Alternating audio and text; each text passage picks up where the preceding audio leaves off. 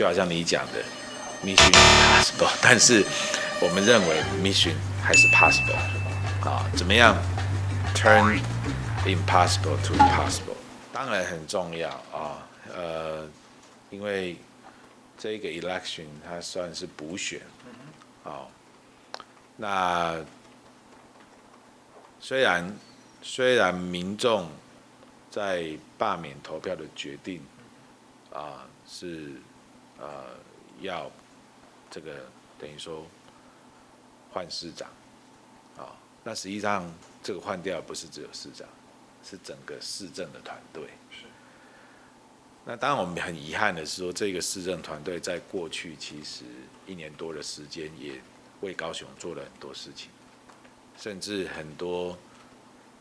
记录是过去在短时间内做不到了让这个团队都做到了，而且民众也有这样子的感觉，所以我们当然希望国民党能够有机会继续在高雄执政。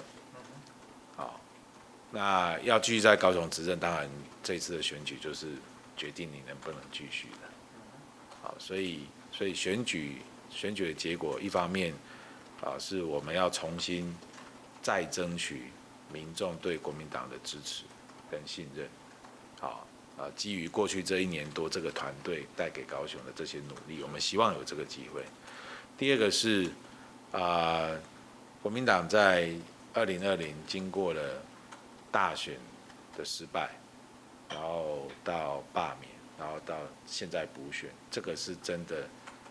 我们必须要借由这个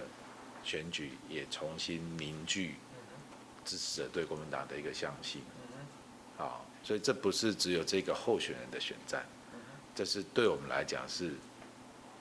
党的一个选战。我认为你应该有机会跟这些 potential candidate 一个一个面谈，或者讲一些话在电话中。你大概如果你已经有知道是选谁，你大概有跟他做一些建议，一句话你会不会有跟他说一个，给他鼓励？因为这个交战是跟 Mission Impossible 很不简单，1个半月重新把这个国民党的力量重新拉起来。这是一个你没有错，1个半月的选战但是它却对国民党的凝聚团结非常重要。所以我们当然希望这个最后被提名的候选人，他要有这样的雄心壮志，而且他的责任跟肩膀上扛的这些任务是非常沉重的。就好像你讲的 Mission Impossible， 但是我们认为 Mission 还是 possible 怎么样 turn impossible to possible， 这个是我对我们这一位被提名候选人的一个期待。